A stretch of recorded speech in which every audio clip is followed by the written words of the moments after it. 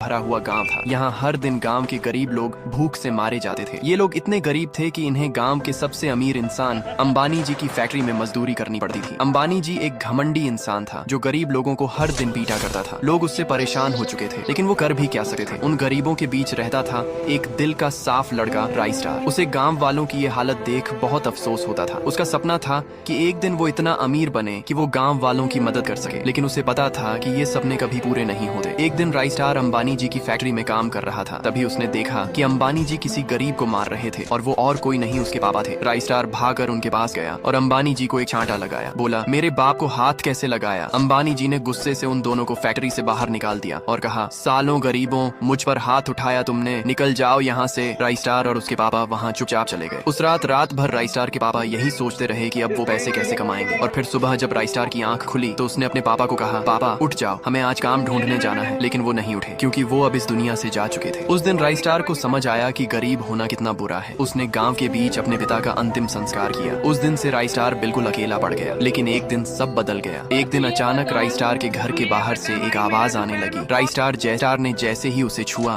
तो अचानक वो नाचने लगा। नाचते नाचते उसके आसपास सोना, हीरे, जवाहरात बिखर गए। राइस्टार समझ गया कि ये एक जादुई गुल्लक है। तभी उसके दिमाग में एक बहुत बड़ा आइडिया आया। सुबह उसने गांव के बीच गांव वालों को इकट्ठा किया और राइस्टार ने उन सबके सामने वो गुल्लक हिलाया। गुल्लक हिलाते ही गांव में हरियाली छा गई। गरीब लोग अब अमीर हो गए। सबके पास घर भर के पैसे हो गए और गांव में हर तरफ सोना छा गया। वहीं दूसरी तरफ अंबानी जी की फैक्ट्री पूरी खाली थी। अंबानी ये सब देख बहुत हैरान था। आखिर बात क्या है, ये जानने के लिए वो गांव पहुंचा। गांव में जाते ही उसने देखा कि गांव के लोग नाच गा रहे थे और गांव के सभी लोग अब उससे भी अमीर हो चुके थे। उसने राइस्टार को देखा जो वो जादुई गुल्लक हिला रहा था। अंबानी जी समझ गए कि ये सब उस गुल्लक का कमाल है।